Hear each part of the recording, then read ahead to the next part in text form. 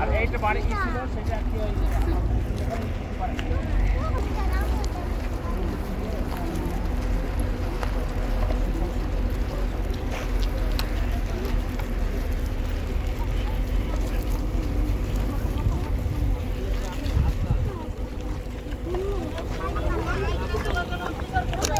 দেখি একটু সাইড দাও, আমি সামনে থেকে কথা বলবো সবাই। আসো বাবা।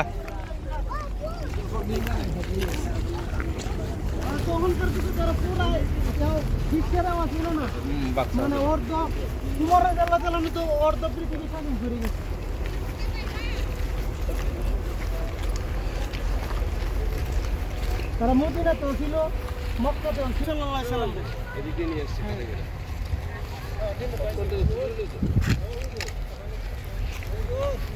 হ্যাঁ হ্যাঁ বুঝি না বুড়ি। হ্যাঁ এই আরেকটা কথা, বুড়িরে কিন্তু কেউ হেই প্রতিপন্ন করে না, এটা কিন্তু বড় মুসলমান হয়েছে বুড়ি। বুড়ি কিন্তু বড় মুসলমান হয়েছে। আল্লাহ রাসূল যখন তোর পরে দেখ আল্লাহ রাসূল দেখতে গেল না, এই যে এই পথ এই তো এই না না এই ভক্ত দিনে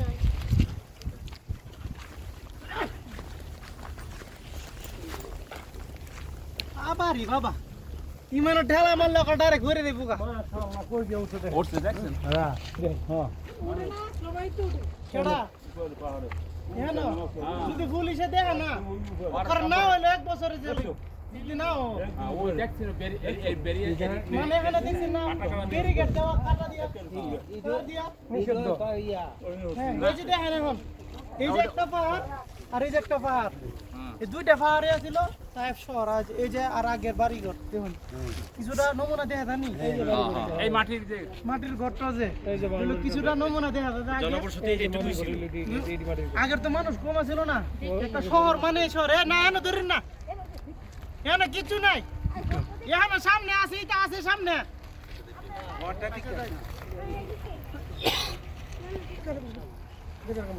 মানে আর একটা জিনিস হুজুর চলে চলে সিনা ফাঁকো ছিল না শৈশবে একবার ছাগল চড়াইতে গেছিল এদিকে কিন্তু পাহাড়টা মানে উল্লেখ নাই, কোন জায়গায় ঠিক আছে স্থান নাই নির্দিষ্ট স্থান নাই, কিন্তু এদিকে হয়েছিল হুজুর সাল্লাল্লাহু আলাইহি সাল্লাম এখান থেকে কিন্তু দুধ মাঝে হালিমা হালিমার বাড়ি এখান থেকে হলো 84 কিলোমিটার, এখানে যায় নাকি ঠিক আছে 84 কিলোমিটার কিন্তু এই জমিনটা এত উর্বরতা দিছে দুনিয়ার মানে হুজুর সাল্লাল্লাহু আলাইহি সাল্লাম রে হ্যাঁ যখন লইয়া এ মক্কা থেকে তখন হালিমারেও কি আছিল, যখন গেছে তখন ওই লোক উটনি যেটা ছিল সবচেয়ে দুর্বল উটনি ছিল।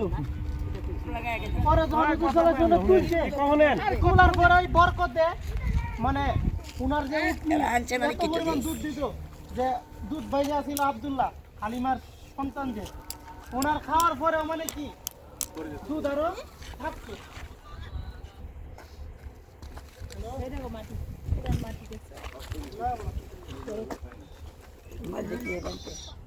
কিছু করতাম না না নিতাম না এমনি দেখ আগের বাড়ি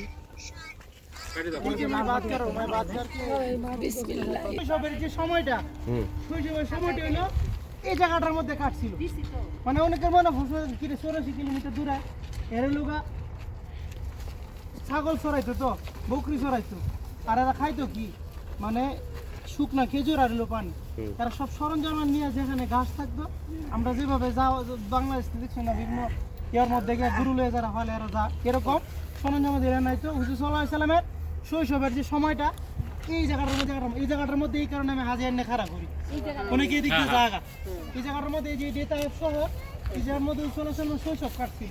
তারপরে যখন ইসলাম যখন আল্লাহ তাআলা যখন মানে হুজুর সাল্লাল্লাহু আলাইহি সাল্লাম তখন মক্কার কাফেররা যখন মানে না তখন হুজুর সাল্লাল্লাহু আলাইহি সাল্লাম চিন্তা করছে যে মক্কার তো মানে না, এরা তো আমার শৈশবের কিছু বন্ধু আছে তায়েফে, এই চিন্তা ভাবনা করে শৈশবের বন্ধুদের কাছে আসছিল হলো তায়েফ বন্ধু মানে শৈশবের বন্ধু, কারণ ছোটবেলার বন্ধু তো অনেক কেউ থাকে প্রিয় থাকে অনেক কাছের থাকে, এই ভাবটা হুজুর সাল্লাল্লাহু আলাইহি সাল্লাম ওগুলো এই তায়েফ আসছিল, কিন্তু তায়েফ আসার পরে হুজুর সাল্লাল্লাহু আলাইহি সাল্লাম সব কিছু কষ্ট কিন্তু আল্লাহ তাআলা এই যে বরকত দিয়ে দিয়েছিল দুধ হালিমার সময় এই বরকত আজও পর্যন্ত আছে। মক্কাতেও তো গাছ দেখছো একসাথে, ফল ফুল অভাব নাই, পুরো এখানে সবজিতে দেই। এই- মক্কাতে আপনারা যায় না কোনো ফলের দুনিয়ার দোকান ভিতর দেখছো? সবচেয়ে উর্বর কোনো জায়গা। ফল নাই, কিন্তু আপনারা প্রত্যেকের রুমে গেলে দেখবেন ফল আছে।